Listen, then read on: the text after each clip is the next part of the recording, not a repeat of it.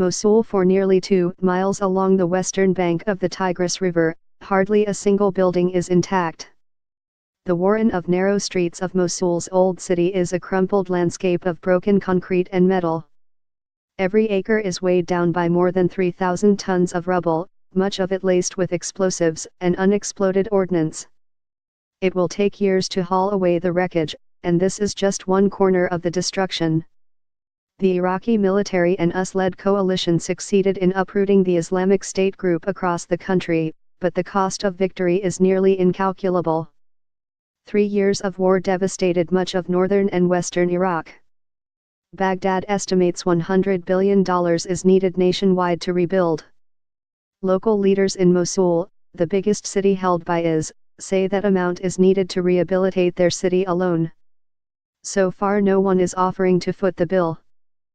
The Trump administration has told the Iraqis it won't pay for a massive reconstruction drive.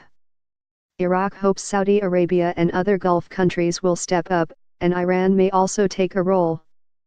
The UN is repairing some infrastructure in nearly 24 towns and cities around Iraq, but funding for it is a fraction of what will be needed. As a result, much of the rebuilding that has happened has come from individuals using personal savings to salvage homes and shops as best they can. Nearly every city or town in former IS territory needs repair to one degree or another. The longer it takes, the longer many of those who fled IS or the fighting remain uprooted. While 2.7 million Iraqis have returned to lands seized back from the militants, more than 3 million others cannot, and they languish in camps. Worst hit is Mosul. The UN estimates 40,000 homes there need to be rebuilt or restored, and some 600,000 residents have been unable to return to the city, once home to around 2 million people. Corruption and bitter sectarian divisions make things even harder. The areas with the worst destruction are largely Sunni, while the Baghdad government is Shiite-dominated.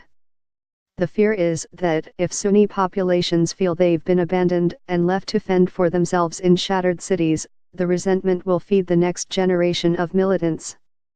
The responsibility to pay for reconstruction falls with the international community, said Abdul Sattar al-Habu, the director of Mosul Municipality and Reconstruction Advisor to Nineveh Province, where the city is located.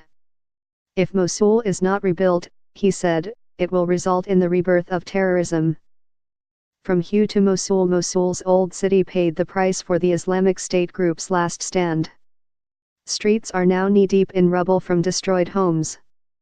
The few high buildings of 6 or 7 stories have been blasted hollow, reduced to concrete frames. Shopping centers and office buildings are pancaked slabs. Almost all that is left of the 850-year-old Al-Nudi Mosque, blown up by IS fighters as they fled, is the stump of its famed minaret.